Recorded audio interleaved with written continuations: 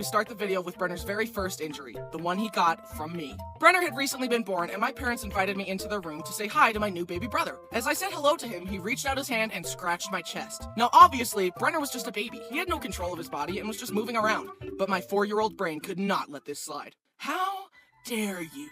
First, you come into my house, take my spot as the cute youngest child, and take all the attention from my parents? And now this? I offered you my hand in friendship, and you attacked me. You must pay recompense for your actions. Hey, no, stop, just calm down, don't do it. My parents tried to stop me, but it was too late. I reached out and scratched him back. He began to cry, and my parents put me in timeout. Little did Brenner know, his pain had just begun. Okay, in all seriousness, I felt really bad for what I did. Even now, I still regularly apologize to Brenner about it. But he can't even remember it, so he doesn't care. Brenner, my conscience has really been getting to me lately, and I'm so sorry about what I did. Dude, that was 17 years ago. Can you just move on? I forgive you, okay? Thank you. I love you, Brenner. I'm so glad I could get that off my chest. Remember in my pain video where my brother Brody slammed the door on my fingers? Yeah. Apparently that experience runs in the family. Brody walked through a door as a young Brenner was sticking his fingers in the hinges, and Brody slammed the door again. Brenner's fingers bent every which way. If I had a nickel for every time I slammed a sibling's fingers in the door, I'd have 2 nickels. That isn't a lot, but it's weird that it happened twice. Luckily, Brenner's fingers didn't break, and the doctors fixed him up. Feel better soon, buddy, and don't get into any more trouble. I will make no such promises. One time, me and Brenner were playing tag, and rather than be tagged by me, he jumped into a busy street and a car barely avoided him. I guess Brenner was more willing to die than lose at tag. Would you rather die a terrible death or— Definitely death. Wait, you didn't hear the other option? Death.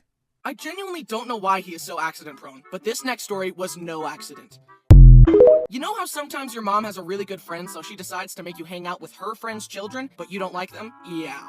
When I was younger, my mom sent me and Brenner to play with the neighbor kids, Jake and Steven. The main reason I didn't like Jake was because he said, "Your sister is so hot." Brittany was 18. Jake and I were 8. Have you considered shutting up? Anyways, I spent the day tolerating Jake's shenanigans, but eventually I hid from him on the front porch and watched Brenner and Steven play in the front yard. "Come here, Brenner, I want to show you something." Brenner walked up to him, Steven grabbed his hand, reached into his pocket, and pulled out a pair of scissors and started cutting Brenner's fingers. Stop! I ran over to them to check on Brenner. His fingers were bleeding and he was crying. I slapped the scissors out of Steven's hand, grabbed him by the arm, and forced him inside to his mom. "Hey, Steven just cut Brenner's fingers with scissors." Oh, Steven. What? That's it? I was shocked. Call my mom right now so she can pick us up. We're leaving. We left and Brenner's fingers healed just fine. But still, that reaction from the mom was not okay. Luckily, I never had to go to that family's house again. Reminds me of another time Brody was really young and another boy was punching him. My mom took the kid to his mom and told her that his son was hitting Brody, and all she did was say, "Soft hands, Hunter." I mean, come on, soft hands? How about punishing your kid for hitting a stranger? You clearly don't know how to discipline children. Here, I'll show you how it's done. A lot of Brenner's injuries were caused by him wanting to grow up fast and to keep up with his older brothers. For example, My turn! Bryson doesn't need training wheels on his bike, so neither do I.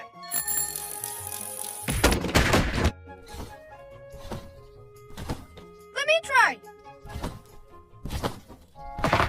but one time, Brenner tried to set a trend that the other brothers would follow, and the consequences were severe. This next story is the real reason I made this video. I'm honestly still surprised that Brenner survived this. It was bad. In our basement, we had a tall exercise machine that looked like this. Brenner decided that he wanted to climb it and jump off it onto our beanbag for fun. However, this time it went horribly wrong. Brenner pushed the beanbag close to the machine, climbed up, and jumped headfirst with the same regard for his life that a Minecraft player has when seeing one block of water at the bottom of a cliff. Part of the beanbag covered the exercise bench, which extended out, hiding the big metal part underneath. Brenner thought that since there was part of the beanbag there, it would be soft. But his head slammed through the beanbag into the metal part and he split his forehead wide open. Mom and Brittany came running into Brenner crying with blood all over him. They freaked out and dashed him out of the house to take him to the hospital. I only caught a glimpse of him as they ran out, but I could tell it was bad. Brittany and Mom later told me that they could see Brenner's skull through the gash in his head. My dad sent me to a friend's house so they could watch me while my parents took care of Brenner. I remember sitting on their stairs, terrified that I'd never see Brenner again. God, please hear my prayer. If you make Brenner be okay, I promise I'll never be mean to him again. At the hospital, since Brenner was so accident-prone, they kept pointing to cuts on his head that were from previous shenanigans. Is this cut old or new? Is this cut old or new? Is this old or new? Finally, my sister was like, The gaping gash on his forehead, that is new. Forget the rest of it, fix that! somehow the doctors patched him up. I think they even had a plastic surgeon involved in fixing his head. When I next saw Brenner, he was up on his feet with 25 stitches in his head. But he was okay. Phew! I thought you were gonna die, Brenner. I'm so glad you're okay. Anyway.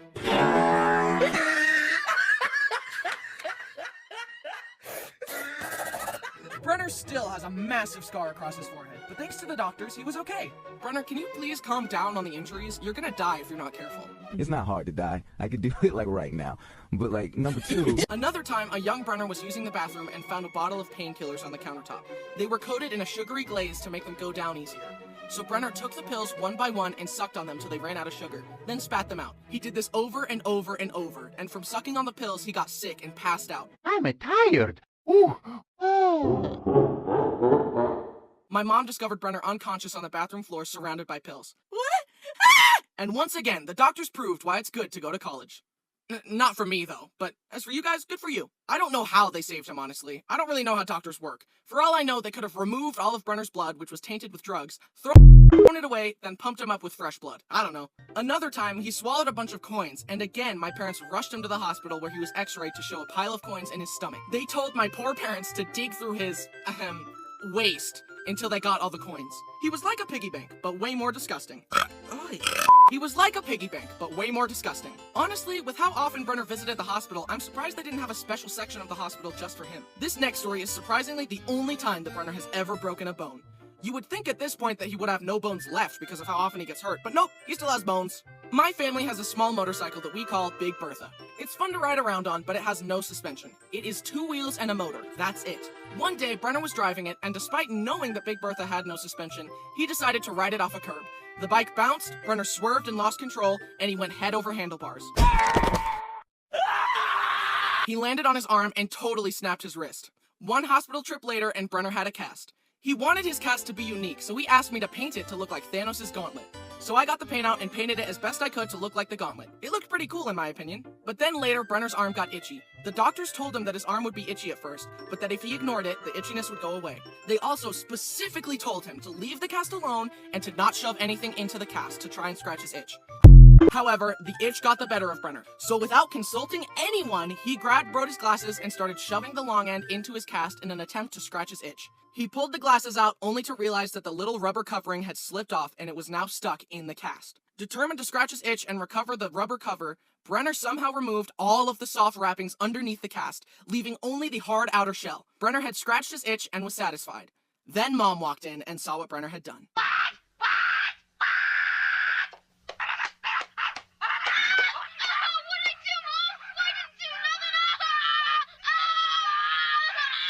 They went back to the hospital and explained the situation. Can you imagine being a doctor and setting someone up with a nice cast to help them heal, and the next thing you know, they ruined it? I feel like the maid. I just cleaned up this mess. Can we keep it clean for 10 minutes? They had to cut off his Thanos cast and make another one for him. Brenner got home and asked me to paint his new cast. No, I spent a lot of time painting that last one and you ruined it. How do I know you won't ruin it again? Come on, man, just paint it again. Why should I be penalized because of your sloppiness? So Brenner went around wearing a lame blue cast rather than a cool Thanos cast. A few months later, the doctors took off the cast and they realized that Brenner's arm had healed crooked. It was literally like a 15-degree angle. My mom pointed this out and the doctor said, "Yeah, well, it's within the range of crookedness that we consider to be acceptable, so we're just gonna leave it like that." What? That's easy for you to say. You're not the one who has to live with a crooked arm. Fix his arm and do it right this time. So the doctors explained that in order to fix it, they would have to re-break Brenner's arm, angle it correctly, and recast it. Do it. Wait, what? Hold him down. Wait, no! So they did that and Brenner's arm eventually healed correctly, but not without pain. Now you would think that after breaking his arm on Big Bertha that Brenner would never touch that thing again, right? Nope. Let me tell you one last story. One day, me and Brenner got bored and decided to go for a ride. Him on Big Bertha and me on my go-kart.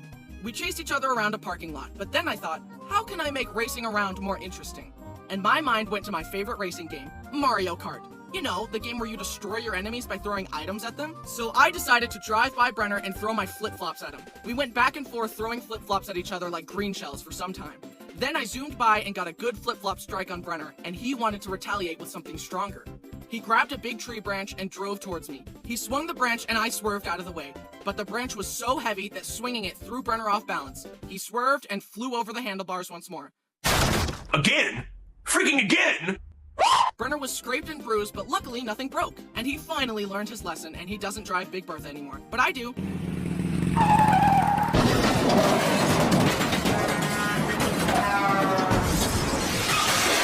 Here we are at the end of the video, and yet, that's not even all of Brenner's injuries. But if I keep talking about them, this video is going to be 30 minutes long, and at that time, he'll probably injure himself again. Let's quickly get through some last stories. Lightning round.